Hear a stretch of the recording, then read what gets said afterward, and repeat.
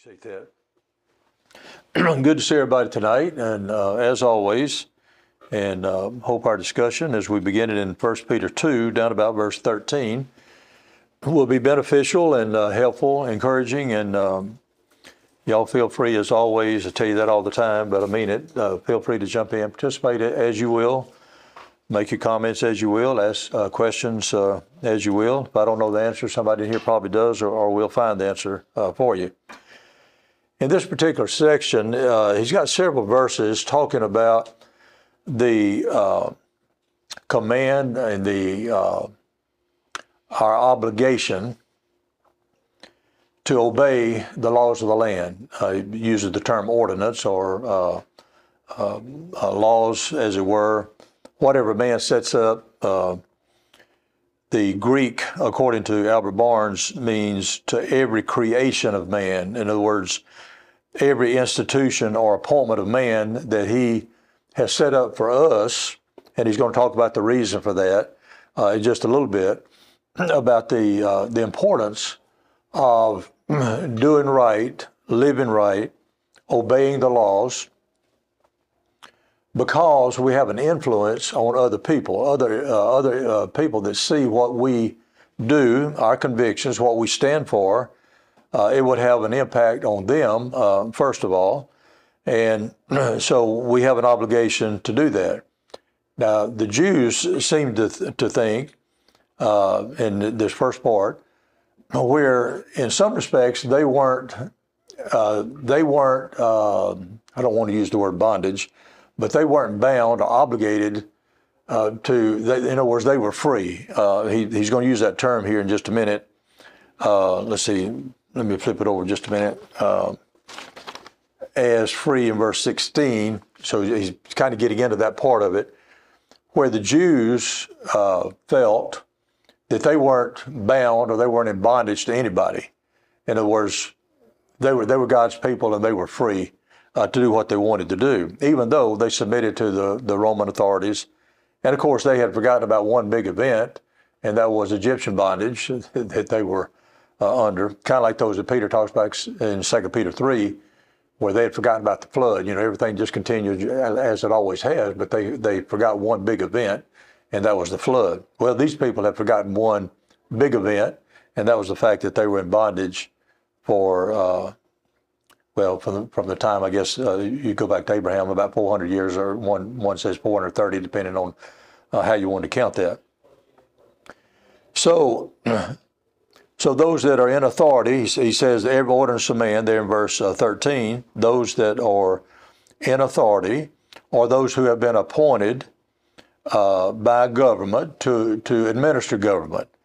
And so it must be understood that the main limitation for them and the main limitation for us is one exception, and that is if it conflicts with God's law. Of course, we understand that very clearly. I'm going to have you guys to read something here in just a minute.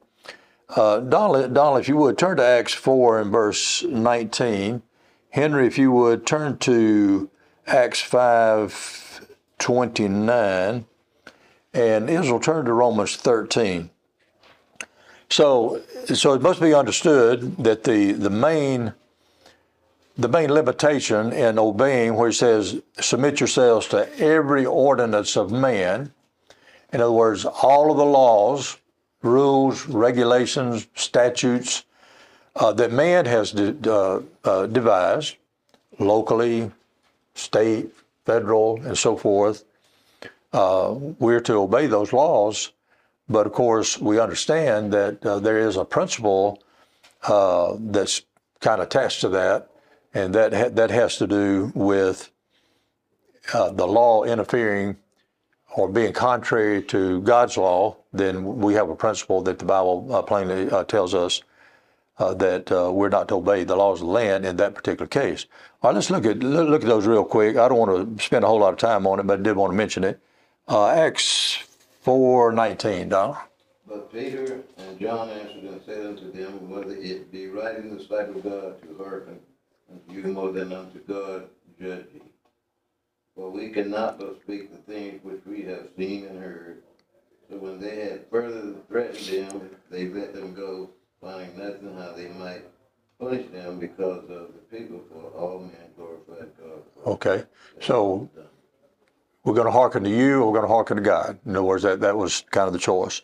All right, look at Acts 5:29, Henry, if you would. Then Peter and the other apostles answered and said, we ought to obey God rather than men. There you go. There's the principle right there, right? So kind of like coupling that with what Donald read and what Henry read, then we understand that we've got an out as it pertains to obeying the laws of the land, where if it conflicts with God's law, then we're not obligated to obey that. You call it civil disobedience or whatever, but anyway, we have an obligation to obey God if it conflicts with what man has said. And then Romans 13. Let me let you read Romans 13 verses 1, 5, and 7. I think we'll kind of get the picture. Okay. Let every soul be subject unto the higher powers, for there is no power but of God, the powers that are ordained of God. Wherefore ye must needs be subject, not only for wrath, but also for conscience sake. Render therefore to all their dues, tribute to whom tribute is due, custom to whom custom, fear to whom fear, honor to whom honor. Okay, that kind of sums it up, doesn't it? We get to thinking about what Paul is saying there about obeying the laws of the land, and for conscience sake. Okay, that's part of it, and we're going to look at one other thing here in just a little bit about that. We're going to turn over to Romans 14 and look at something here in just a minute. But it's the law of the land, so we obey the laws of the land. And then he uses the little phrase, for the Lord's sake. Look at verse 13 again. Submit yourselves to every ordinance of man for the Lord's sake. In other words, because he has entrusted this power, as Israel was reading in Romans 13, he has entrusted this power for a particular reason. And he's going to talk about that here in just a little bit. Hey, Bo, come on in. So for the Lord's sake, because he has required it, and he's entrusted this power to civil authorities. And this is one of the things that he set up. You got the civil authority, you got the family, and you got the church that God has ordained. And all of those, if it works right, it's a beautiful situation. Doesn't always work right, but in all three of those. But when it works right, it's a beautiful picture of the peace and contentment and enjoyment that we can have in life as a result of those three institutions functioning the way that God would have it to be. But we're in 1 Peter 2, if you want a Bible there. We're just starting on verse 13. So, and then he lists two or three areas here talking about the ordinance of man. And he kind of goes in the pecking order, the king on down to his subordinates. Okay, so it's not just to the king. He's going to talk about the subordinates of the king here in just a second. Whether it be to the king, and it probably had reference to the Roman emperors in all likelihood. This is probably what he's talking about. But he's using kind of a general term when he's talking about the king here, which would be applicable to any other ruler. He uses the term king, but our president or Congress or whatever it might be in a particular group. So whatever name it might be called is the meaning there, I think, rather than just to the king itself.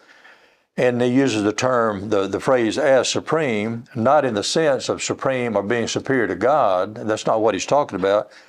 But in the sense of being over the others that he's going to name here in just a second. He's talking about as the king is supreme, or unto governors and those appointed by the king that's under him to carry out the rules and regulations and laws that the king has done, or whatever the legislative body might be, and that sort of thing. Israel, you had a thought? Yes, sir. It's interesting also in the context of the book that it was through civil authorities that the Christians were being persecuted. Absolutely. And God is That's telling right. them still, you obey.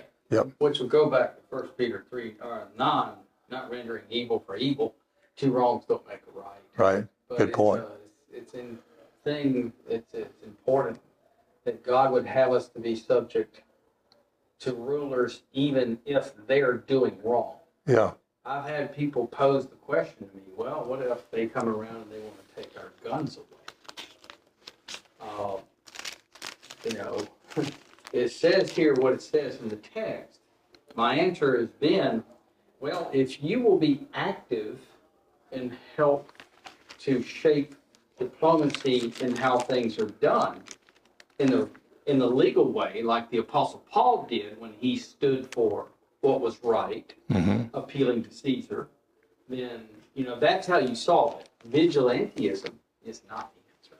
yeah, And if we don't be active enough in order to help, in the right way stand for our freedom, that's where we wind up with problems. yeah.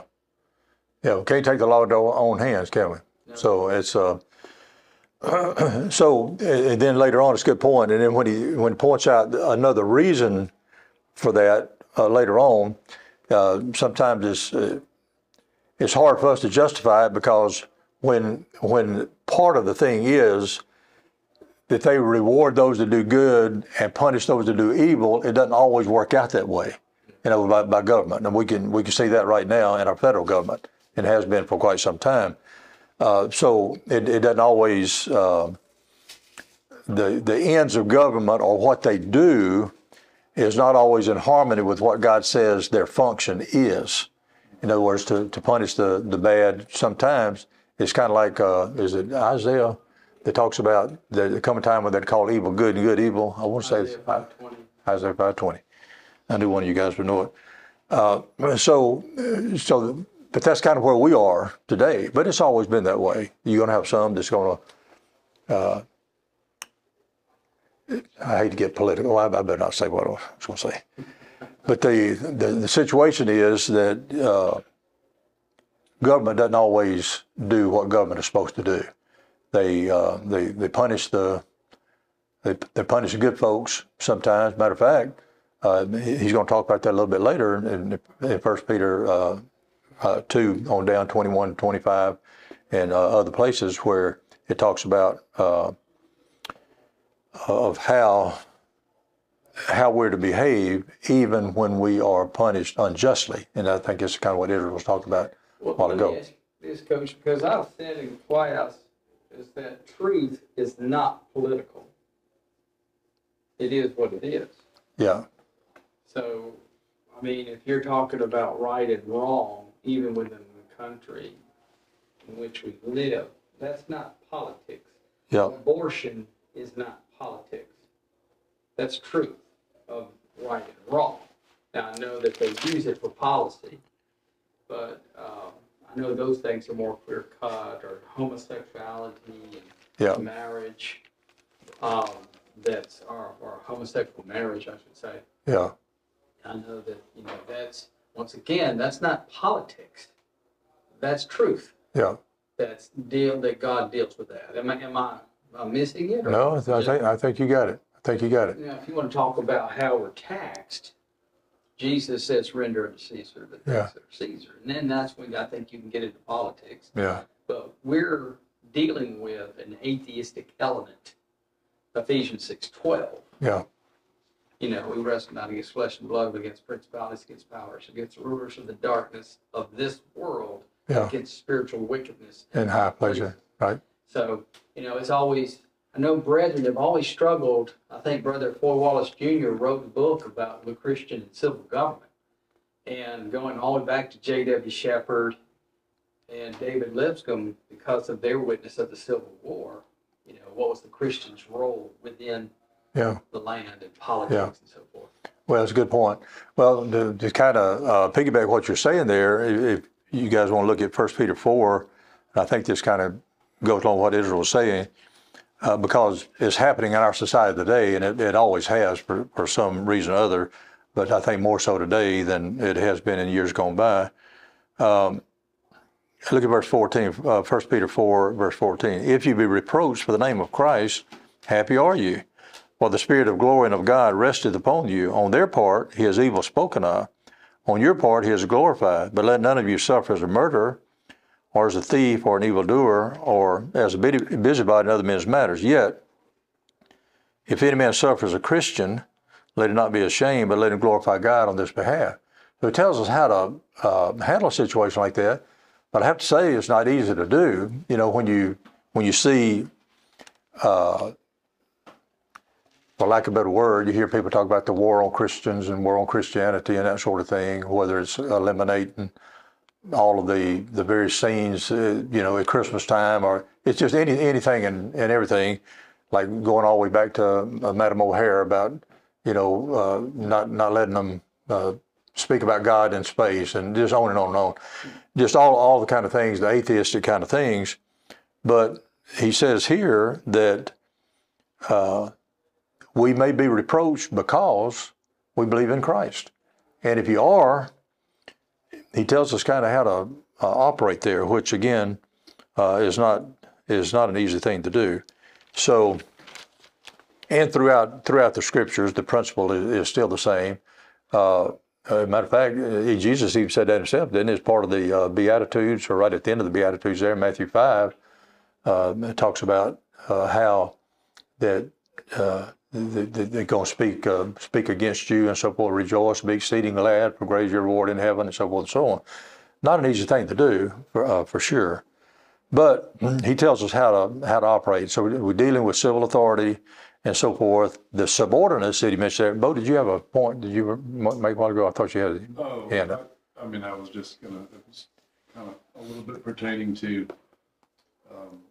what Israel was saying, but, you know, we've all seen those movies where, you know, someone's get done wrong, you know, typically the justice systems get something wrong, you know, a family member gets wrongfully, you know, accused or whatever the case may be.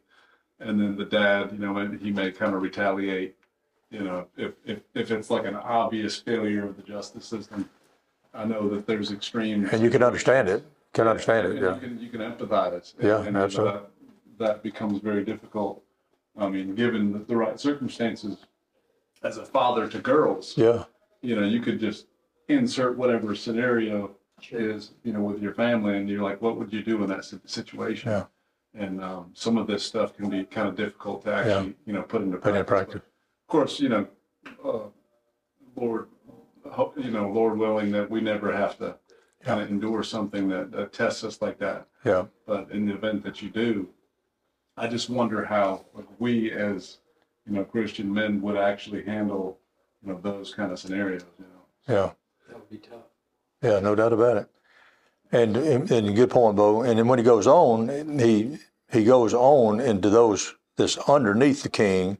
He says, as unto governors, a subordinate officer, as it were, or some type of chief magistrate, and so forth. Could be talking about one of the Roman proconsuls that was under the emperor, and so forth.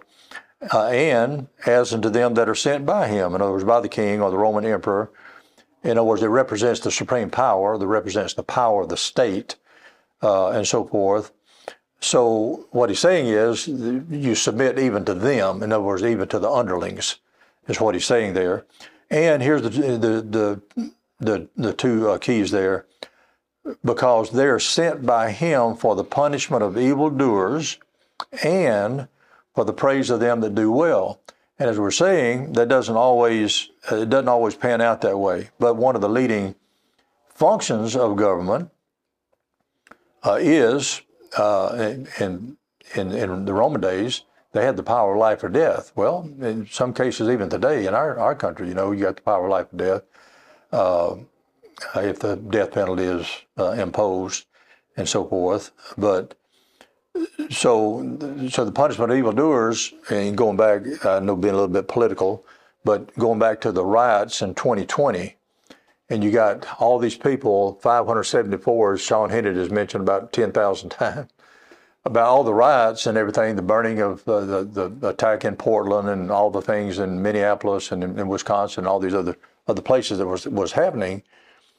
And then you got the January 6th thing. Look at the difference in the way it was applied by the government. So I'm being a little political, but you see the application and how different it is because those in 2020 were mostly peaceful. And it was always interesting to me to watch that newscaster saying all of these are mostly peaceful, and you got the fire going behind them about 50 feet in the air, kind of thing. But it's mostly peaceful. So you can see government doesn't always do what government is supposed to do. And the praise of them that do well. So when you do well, you'll be complimented or be, in this particular case, praised, as it were, applauded, rewarded, commended in some way. But again, as we said, that doesn't always happen. But that is part of the function. And again, go back to Romans 13, 1 through 4 particularly. That's the statement that's made there. All right, any thoughts before we go into, go ahead, Keith. Well, I told my kids at school, I think verse 14 is probably the best summary of the purpose of government in the Bible. Yeah, go ahead and read it. It's not always applied like you said, but that's why we have government. Punish evildoers, reward those who do well. Yeah. That's a great summary of what it's supposed to be. What it's supposed to be, absolutely. Right. It's supposed to be that way. Again, like we said, it doesn't always function that way locally or with our state sometimes. It doesn't. History. And yeah, it's been throughout history, that's right. What was encouraging, did you hear how many, I think 7 states right now that have passed bills to take the Bible and I think, Is that right? Yeah. Kentucky was one. Yeah, Kentucky was one of them. I caught that. Louisiana was one of them too, just Take recently, the Bible and do what? I'm sorry, I missed it. to be able to read it. Yeah. Have them read Well, that's Yeah. the only thing about teaching the Bible, though. If you don't know it, can you teach it? Yeah, that's true. Yeah. That's true too. Yeah, sometimes you, Not having it there. yeah, sometimes you, Yeah, it's better than not having it. Yeah. Yeah, yeah. but to me, It's a you know, wrong way. I can see it, like I needed for it, but then, boy, you better make sure you got somebody that knows what they're doing. well, the thing about it is, in the Constitution, where it's talking about not respecting the establishment of religion, nor prohibiting the free exercise thereof. So, and they don't ever talk about nor prohibiting the free exercise thereof. So when you want to have a prayer, regardless of who you have in a prayer, if you're having a Baptist or Catholic or whoever, to say a prayer at graduation or at commencement or baccalaureate or whatever, and then they say you can't do that, then to me they're prohibiting the free exercise thereof. Now, you may not always agree with the one that's doing it. We've got a granddaughter that goes to Juan Diego, so it's a Catholic school in Draper, Utah. But if they want to have a prayer led by a Catholic, they ought to have, even though I may not agree with the prayer, they ought to be able to exercise that, I guess is what I'm saying. But the government has stepped in and said you can't do that, and that's a sad day. I could very well remember when a lot of that was outlawed in 1962, which was the spring of my senior year, and we could always. I was president of the senior class, and we always had a Bible reading in the morning over the PA, and the Lord's Prayer, and the Pledge of Allegiance, and then they cut that out. But that's one of those things, Israel, where you're talking about. You kind of wonder that was outlawed. That was outlawed by the Supreme Court, but it was carried on in Baldwin County, and I was glad that it was. It was carried on in Baldwin County until 1988. Well, I believe it was 88, wasn't it, Keith? 88 or 89. And Mr. Newton made us cut it out. About morning announcements, I still remember at Fulton Middle School, this was 1980 and 81, saying the Lord's Prayer with the Yeah. PA. Yeah. In my freshman year at Fulton High School, we were still saying the Lord's Prayer with the PA. I remember that was the year that was cut out. My sophomore year, they didn't do that. Yeah. Went to a time of meditation or silent meditation. Yeah. But through the 82, 83 school year, there was still some form of prayer. Yeah, and the Board of Education made us cut it all out somewhere around 1988 because there was a case in Donaldsonville, Georgia, that where somebody was a parent of a band member, I believe, if I remember the case right, and I can't remember which one of those. It wasn't a circuit. What was it? Was it the fourth? Maybe the Fourth Circuit, or I can't remember which one it is. But it covered Alabama, Florida, and Georgia, and they won their case. And then that's when Mr. Newton the superintendent came down on us and said that we couldn't do it anymore because it applied to those 3 states. But what I'm saying is it was carried on for about 20-something years until that occurred. Well, and I think I've told you all this before, but in researching my book, one of the things that I ran across in going through the school registers at Foley, they had a list of about 5 or 6 things that students had to do every morning, or the teachers had to do every morning. And by signing on the register, you affirmed that you had done that during the school year. One of the things every teacher was required to do by law in the state of Alabama was read the Bible every day. So that was in 1922. And got curious to see, well, how long was that in there? So I went the next year and flipped it, it was still there. Went to the 1930s, still there, 40s, still there, 50s, 60s. And the last year that was in there was 72, 73. So it started in 1973, it was no longer in there. But essentially that was a state law in Alabama through 72, 73. But you had to read the That Bible. you had to read the Bible to your students. Yeah. And how far we've come since. Oh, yeah, since yeah, then. no doubt about it. The states themselves had their own religion. Yeah. The states, not the federal, Right, at some point. The problem, although, is what they're doing now is separating righteousness from state. yeah, And so, and of course, we know where righteousness comes from, obviously, it's God. And Jesus didn't come as a politician to solve the problems, as the Jews wanted him to. He came changing hearts and minds. And so once again, the power is going to be in the gospel to change yeah, the political landscape. yeah. And, so I listening to some old Merle Haggard songs, he singing about how bad the country was back then. In probably the late 70s. I said, buddy, if you only knew You'd now. like to return to the late 70s. If you only knew now. Absolutely, absolutely. It's a shame, pitiful. I can remember here, and you probably, I don't know if you remember this, Dad, but I remember Earl Godwin, there was something going on in our country about clean up TV or something like that. This in the 70s. I remember we had like some bumper stickers or something out in the foyer. So mid-70s, you watch the show in the mid-70s, there's some, but it's so much better than it is today. The types of shows that you could see. Yeah. I remember having a clean up TV. Yeah.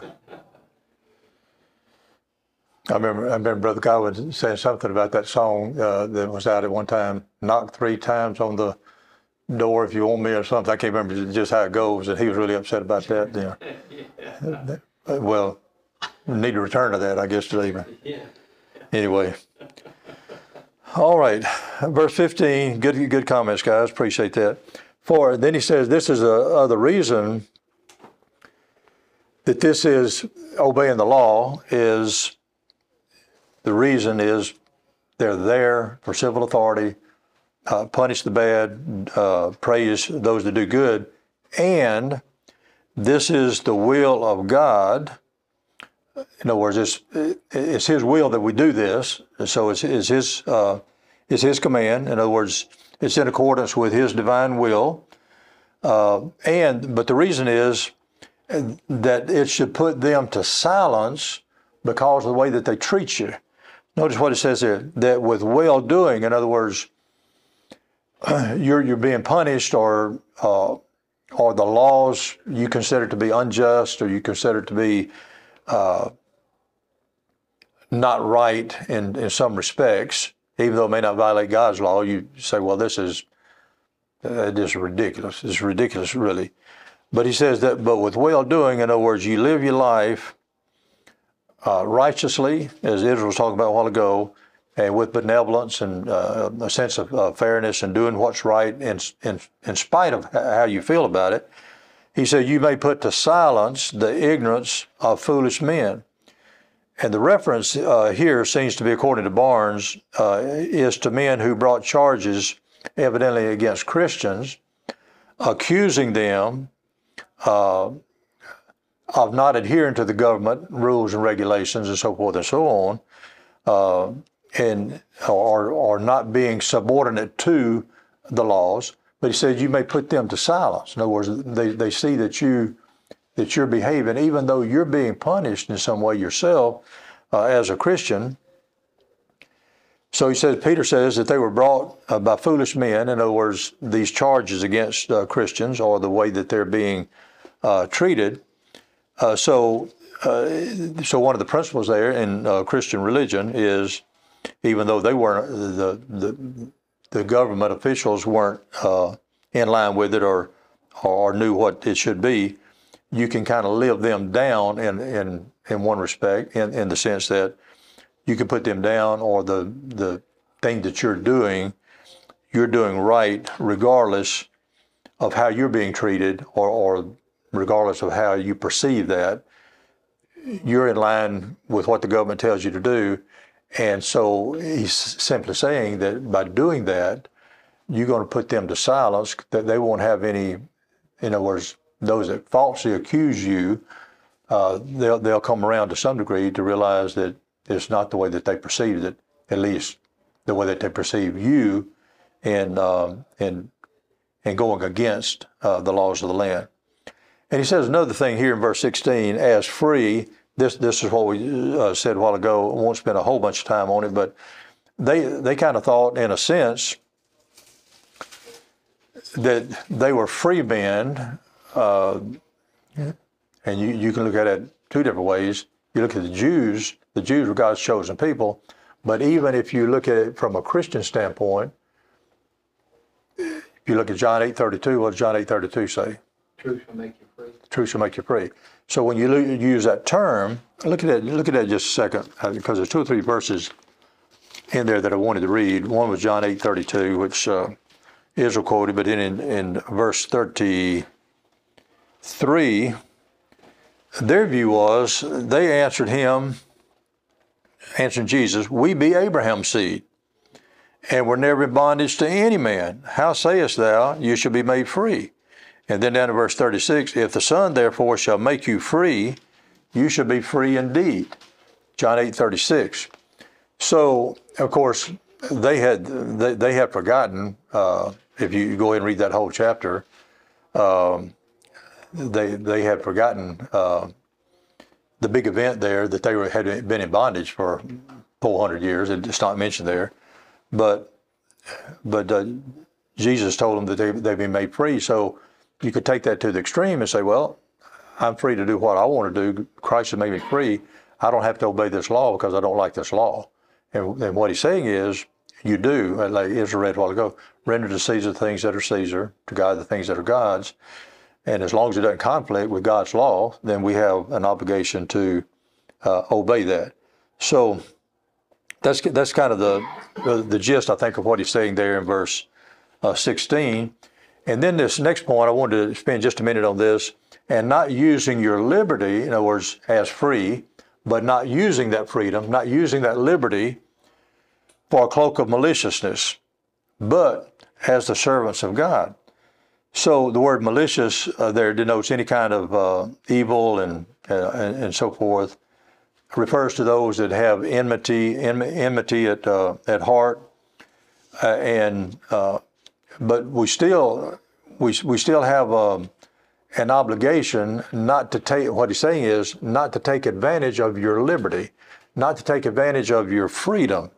Look over in. I wanted to look at this just real quick in Romans 14. We won't spend a lot of time on it, but in Romans 14, down about verse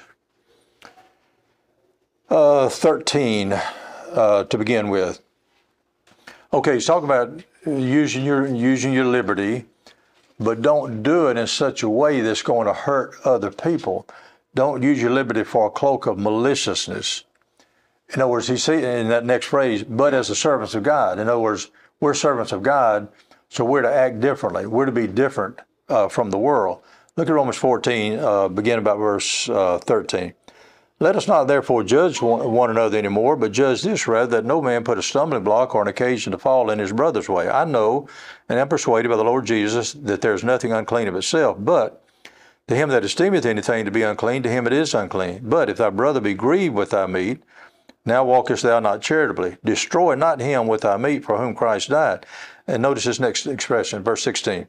Let not then your good be evil spoken of. So this is kind of what Peter is talking about here. okay, you have a right, you're at liberty to do certain things, but he said don't use that if it's going to be harmful to somebody else. For the kingdom of God, verse 17, is not meat and drink, but righteousness, peace, and joy in the Holy Ghost. For he that in these things serveth Christ is acceptable to God and approved to men. And here's the principle. Let us therefore follow after the things which make for peace, and things wherewith one may edify another. For meat, in other words, I have a right to do it. I even have a scriptural right to do it. Not just according to the laws of the land. I have a scriptural right to eat meat. But he says, for meat, destroy not the work of God. All things are indeed are pure. In other words, it's okay for you to do it. But it's evil for that man who eateth with offense. It is good neither to eat flesh or drink wine or anything whereby thy brother stumbleth or is offended or is made weak. Hast thou faith? Have it to thyself before God. Happy is he that condemneth not himself in that thing which he alloweth. And he that doubteth is damned if he eat, because he eateth not of faith. Whatsoever is not of faith is sin. So he's saying even in that situation, I have a right to do it. But he's saying even in that case, I'm not walking very charitably with my brother if I go ahead and do it, even though I've got a right to do it, I've got a scriptural right to do it. But what he's saying is, forego that if you know it's going to cause your brother to be harmed or stumble and fall and so forth and so on.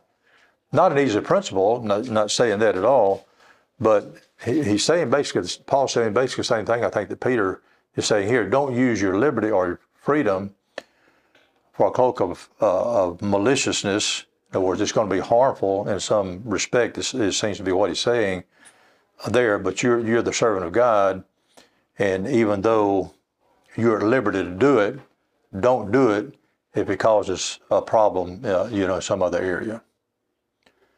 All right, any thoughts before we get into verse 17?